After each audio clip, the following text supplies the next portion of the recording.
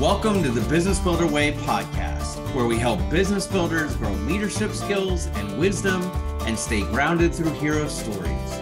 So let's get after it. Hey, business builders. Good to be joined by Craig Leary today. Craig, thanks for coming. And I'm just going to ask you this question that could be really simple or really deep, but we'll play with it a bit. And so who are you and why are you here? So why am I here? I came to Business Builder Camp, frankly, out of desperation. I had a conversation with you, Wayne, some years ago over a cup of coffee, and I was really excited to have gotten to meet you and stretched my comfort zone because I'm not quite the people person that you are. And about 3 years ago, my business was in a pretty desperate place. And I called you and you talked me off the ledge. And I started my journey at Business Builder Camp. And it's gone from, frankly, a lifeline to a place where I have immense trust and confidence in the people that are in my group. And they act as an advisory board or a board of directors or a confidant and I also get a lot of pleasure in being able to provide value to them. And anybody who is in business is a better business person if you're sharing freely in whatever format that you do that. So that is why I'm here. Wonderful answer. Thank you.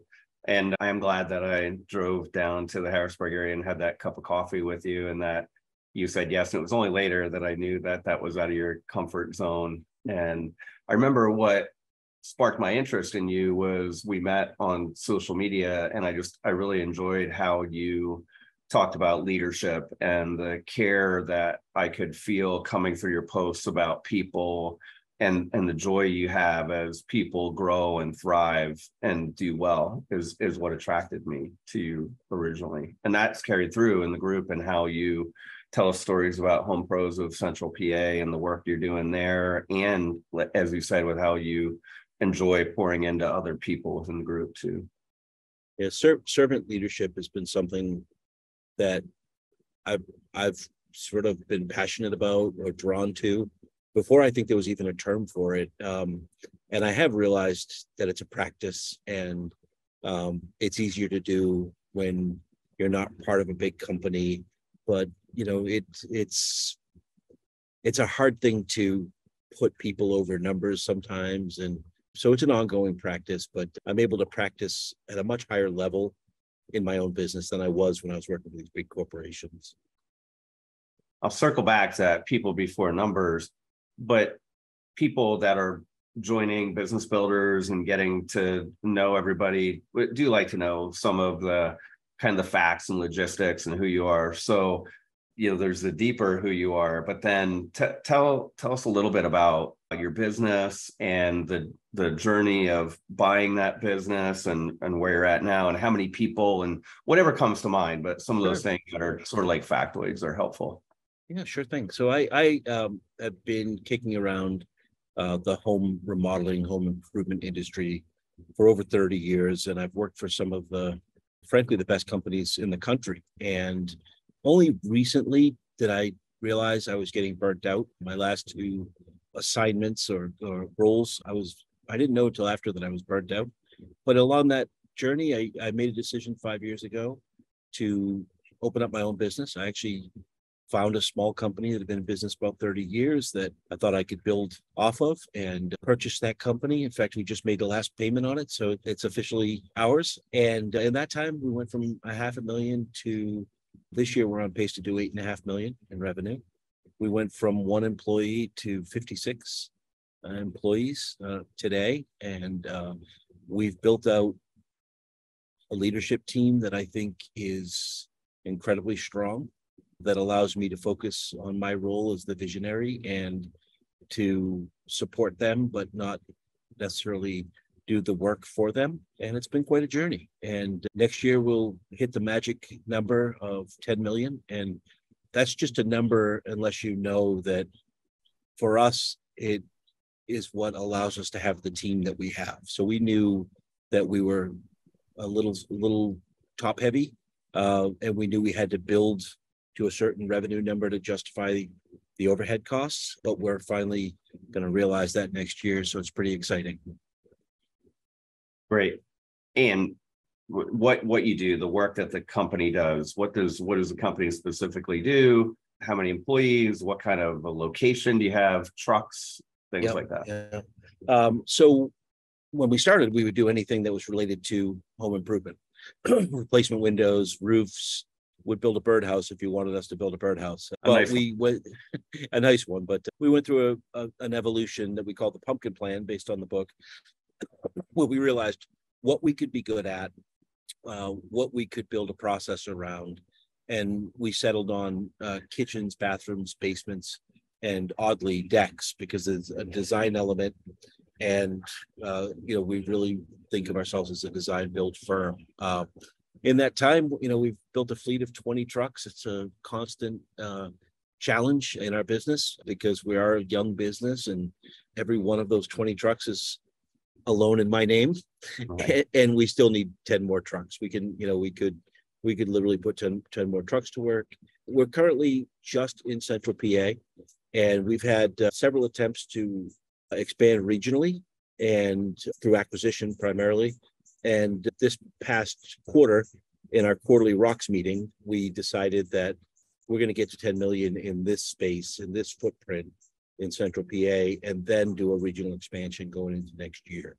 It's really exciting, though, because it's to make the process as outstanding as the outcome. And to really prove that we can scale, we're going to need a regional expansion. Once you get people under different roofs, you have unique challenges, and that's when we'll know for sure that we're able to accomplish that. But we do measure our customer experience metrics as a means of understanding how well we're doing in terms of our overall company purpose. And really, when you think about having worked on your home, you expect a good outcome. You expect a beautiful kitchen or a beautiful bathroom, and you dread the process. And so all the work that we do, and the teams, the 56 people on the team, are focused on making that process outstanding, making it seamless and communicative. And so it's been quite a journey, and we've really rallied around that purpose. What is a business builder to you? I struggle with the term because we don't build businesses, we build people, and people build businesses. Right. And so to me, the business builders in my company, really, that's not me. That's Nate, who's our COO, and the leadership team that he oversees. I think I'm a people builder and he's a business builder. But implicit in that, I guess you could say, you build people, so to me, it's really having a vision, sharing that vision broadly with the group, getting them bought into it, and giving them the resources they need to make it happen. And in my case, getting the hell out of the way. There's so many people on my team that can perform their function far better than I do. And in my industry in particular, you see a lot of single points of failure, or, centralized commands where the owner is the hub and everything goes through the owner. And, and I intentionally built a business that I didn't have to work full time in, that I didn't have to be the hub of the company. So to me, a business builder is a people builder first and foremost. And you knew that right from the beginning when you bought this home remodeling company, that you did not want to be at the center of the wheel with all the spokes pointing at you, right? Yeah, I knew that because you can't scale a business that way. And I knew I wanted to prove scalability in an industry that really doesn't have a lot of scale. And, so I knew going into it that I really wanted to limit my role. I always think of my role as the people and the profit. And, and so I was able to do, it was expensive. It might've been cheaper if I had, had 2 or 3 or 4 jobs on the accountability chart, but I just didn't, that's not what I wanted to do. And so it took 5 years and some money, but 4.5 years now, but we're there. And we've realized what people that I know in the industry have been doing it for 30 years haven't been able to do, which is the decentralized command model. Yeah, I was thinking as you're talking that's the trap that a lot of founders get into, is they've been doing this work, and in order to get out of the center of it, right, you're gonna have to spend money. That ultimately is what it comes down to. Yeah, and interestingly, there's a really low barrier to entry in my industry, and so we get a lot of smart people that are driven, but not necessarily educated on business and high D's, and they tend to feel like only they can do it. I realize that there's parts of my business that I could do really well for a couple of weeks. It would start to fall apart because of my attention span or lack of detail orientation. And so I wanted to build the business to leverage the strengths of people that, sort of balances my weakness. And we were able to accomplish that. So you're not the best one there at actually remodeling kitchens, bathrooms, basements like that. That's not your skill set. Are you a remodeler? I can tell you confidently that I'm not the best carpenter. I'm not the best designer. No longer the best salesperson. I thought I was, but I'm not the best salesperson, not the best manager. I'm not the best production manager. I'm the best visionary, and I'm the best coach. And I take a lot of pride in that. Although I'm starting to wonder if I'm the best coach. We've got two people here that are phenomenal coaches, but I'm the best coach for them. And my job is to coach them. So, yeah, but I'm really not that good at anything. I'm okay at all of it, but I'm not stellar at any of it. Yeah, it's somewhat of a unique mindset or position to be in.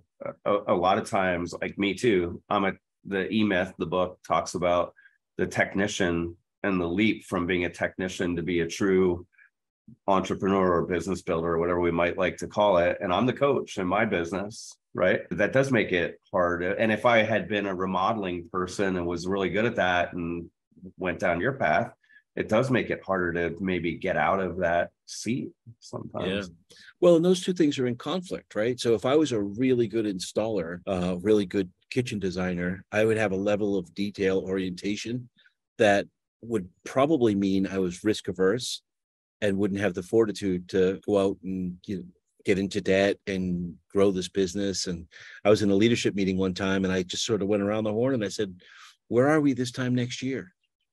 10% bigger. And I'm like, no, we're going to be in 3 territories and we're going to be up to 100 employees. But what makes them good at their job, particularly operators and highly left-brained roles, is that they are more calculated. Nate's whole job is to reel me in. He's our implementer and he is our COO, and his job is to tell me no, right? And he does frequently. So yeah, it's all about balance. Just in a short conversation, I know this about you, I hear that you're not ready to stop growing. You talked about acquisitions, you talked about getting to $10 million. So we know on the business side, you are an expansive thinker, a visionary, and want to keep seeing how you can grow your organization. On the other side of things, in our groups, we do talk a lot about, I'll say, an abundant life and a life of joy. And abundance doesn't, that can mean a lot of things. Abundance in, we talk about different areas, our health or relationships, mental, spiritual, physical health too. But I observe you being a seeker, not a guy who says I got it all together and I'm good, but I do observe you seeking to live more abundantly, more fully. And I see you engaging with other people in the group when it comes to exploring questions of happiness, fulfillment. Could you speak to that a little bit? Yeah, it's not a strength of mine. And in fact, the last business builder camp, the life camp, I was going through a gratitude exercise practice, and it was really helpful for me. And I happen to find a lot of joy in the work that I do. And, I used to brag that I built a life I don't need a vacation from. But now I'm stepping away from that. My better half of 18 years works more than me. So we're not a good combination. And we're trying hard to have a work-life integration that is healthier and makes sense for us. We don't want for much in life. My partner is very successful and, we have all the stuff that we need. Now we just need to enjoy it. And it's been a journey. My instinct, and I get this from my dad, is I wake up at 4:30 or 5, my feet hit the ground, I'm out the door in 20 minutes, either at the gym with my trainer or I'm at the office. So I'm really committed to being out of the business in 4 to 5 years. And I'm really committed to stepping away from the business every quarter for a stretch of time, trying to do 7 days and doing some travel. But that's not been a strength of mine. I could see myself being work obsessed. And part of that commitment, and my group helped me through this, not once, but twice, it was giving up a second business that was a lot more demanding of my time. And I'm winding that business down now so I can focus on what a good friend of mine described as the pot of gold. He just sold his business. I don't want to share too much, although it is public knowledge, but built a $33 million remodeling business and just sold it a week ago Friday. But he had some tough love for me, where he just said, you owe it to your partner to experience this and to get all of the things out of the business that you've been working towards, including strong valuation so you can sell this business. My business is already sold, which is peculiar. But yeah, I would love to tell you that I have mastered work-life integration. I'm much better at telling others how to do it, including my team. I'm very big on people. We have a no overtime policy, and it's for the benefit of employees. We let employees take their trucks home so they don't have to drive back to the office and then waste that time. That's family time. And I just am not quite as good at it as I am at pontificating about it.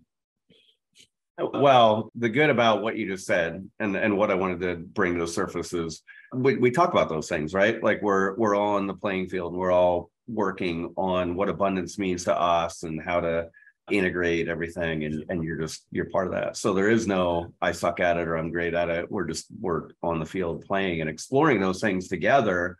We work on business and money and growth, and we also work on those other things, and we bring that into our groups. You said earlier, I said I wanted to circle back to people over numbers. Sure, you focus on people, and we know that if you don't have a profitable business, then there's nothing going to be there for the people or the employees, and it'll cease to exist.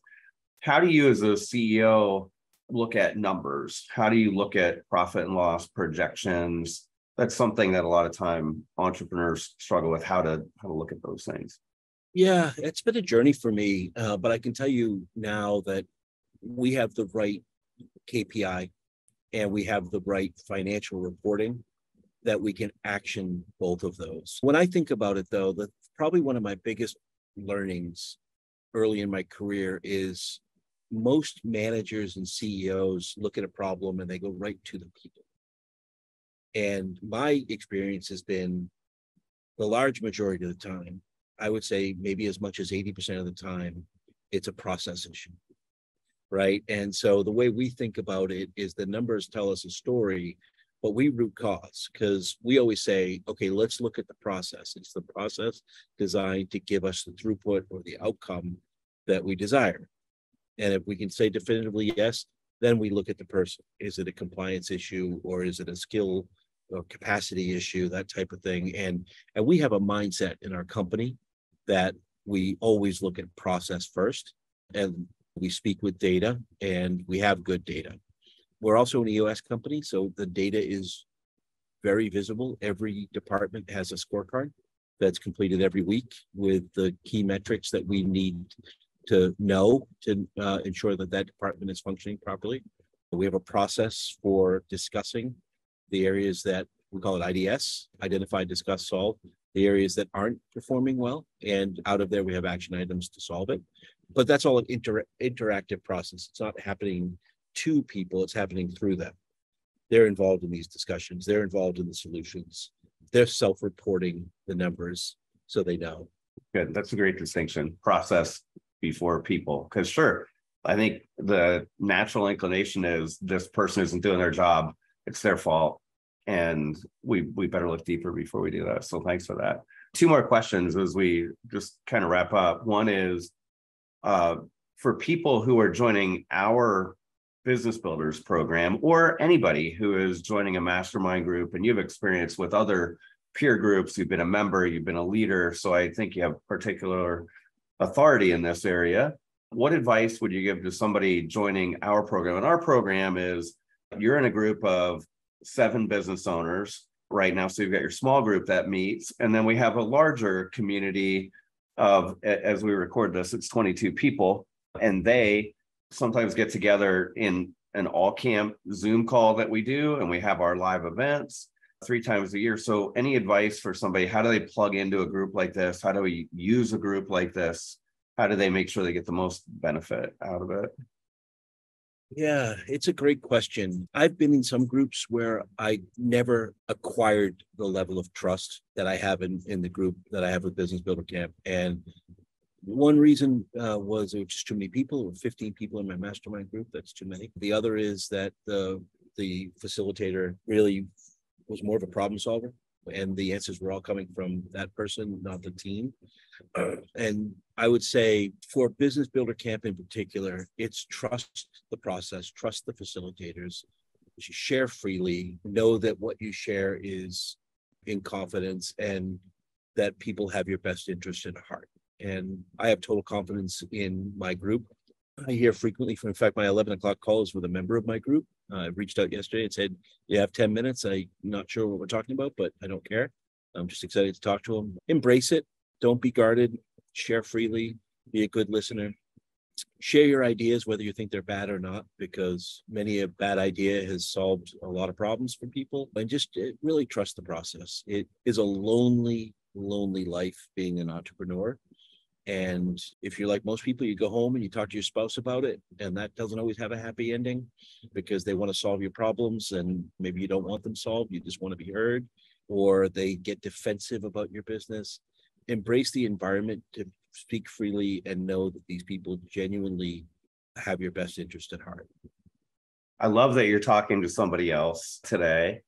And as a facilitator, there was a time, I don't know when this was or when it ended, but there was some time where I would have thought that I needed to have all the answers for everything, or that I needed to be like the problem solver. And thankfully, a lot of that is, it's not that I don't ever have fears about that, but most of that has dissipated. And I've seen the beauty of just bringing together really smart people with similar values who want to help each other. And then for sure, I spent a lot of my time thinking about how I can contribute and how I can get it set up. But I'm so glad that you're having that call, that much like things that happen in your company that make you happy, like that makes me super full of joy. I facilitate one mastermind session per month. And I've modeled, this isn't me trying to make you feel good about yourself, but I've modeled my facilitation around the way you do it. I've become a better listener. I've realized there's a time for me to share my ideas, but my job is to get everybody's ideas on the table and everybody's thoughts or concerns. And so I feel like the true measurement of success is going to be who is facilitating. And we've had you not in the sessions and other people stepped up and facilitate, and they sort of model your behavior as well. And so, yeah, it's been a life changer for me. It makes my business a lot more fun. It makes my decisions easier because I know I can share them and get honest feedback, and people know your business. It's been quite an experience. So our members of the group will hear this, and if somebody new comes into the group, I'm going to ask them to listen to it to get to know you better, Craig. And also, we are going to put this on iTunes and put it out into the world of other entrepreneurs. Anything come to mind just as we wrap up that for a business owner out there that hears this, who is on the journey of building their enterprise like you have been, any last words of encouragement to the business builder out there who is struggling in the trenches? Yeah. I think for a long time, I was stuck on only people in my industry can help me. Only people that have been on a similar journey industry-wise can help me. And it's turned out to be just the opposite. You know, when I'm in groups with, mine is all, the one that I facilitate is all in the same industry. We get good ideas and good sharing, but we also have our paradigms, right? And when you're in a group of business people in different industries, they're not mired in your paradigms or your industry's paradigms. They look at things from a perspective that doesn't restrict them because this industry is different. You know, that's a mindset everybody has. Well, my industry is different. Yeah, good. I want to hear what you have to say about my problem because you have a unique perspective. And so really embracing the fact that it is business leaders and business owners from across a wide variety of industries, to me, is more of an opportunity than I used to think it was. Awesome. Well, Craig, thank you for showing up today to share some of your experience and a bit of who you are and to share vulnerably. We appreciate you and the groups, and I appreciate what you've done for us this morning. Thank you. It's been my pleasure. Thank you for tuning into the Business Builder Way podcast. If this episode spoke to you, click that subscribe button and share it with a friend. That's how this message gets out into the world. If it is helpful for us to have a short conversation, I'd love to do that.